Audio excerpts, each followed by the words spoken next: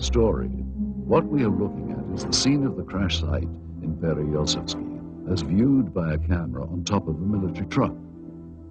The focal point of this scene is here, and indeed appears to be a disc embedded in the ground. Here we see soldiers exiting the truck, led by a captain.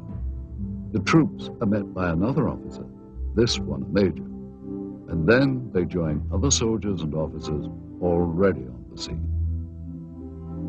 This footage is one of 4 reels of film acquired during our investigation. Explore it. This film footage certainly seems to depict interest by Russian military personnel in the object that is seen sticking out of the ground. Soldiers, officers, and civilian-clothed agents are deployed around the site, and they appear to be both guarding and examining the object. This is what we found on one of the 4 reels of film obtained in Russia. After viewing the footage, we were able to determine that it was most likely shot with 2 separate cameras.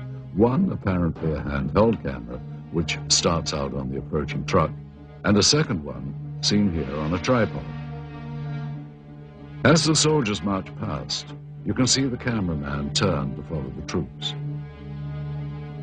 Here we cut to the other angle, the point of view from the tripod camera. And here you see the handheld camera as the truck pulls up.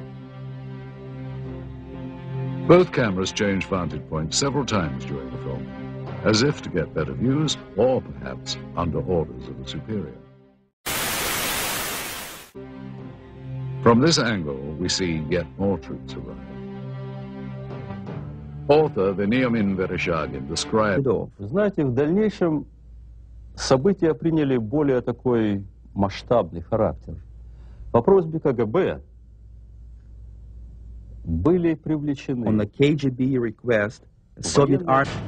And here you see the man who is probably the head KGB agent directing the cameraman to point his camera toward the disc. A total of almost 1,200 feet of negative were recovered just on this crash site. It is possible that more film was shot, but this is all that we were able to obtain. None of this film depicts the removal of the disc itself, and at no point do we see inside the object. From this angle, we do see the handheld camera shooting behind or inside the disc.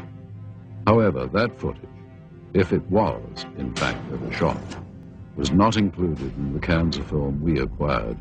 We can only speculate that it may still be at large. We must also speculate on how the object ended up here, based on information from where did this object come from and how did it come to crash here? And more importantly, what has happened?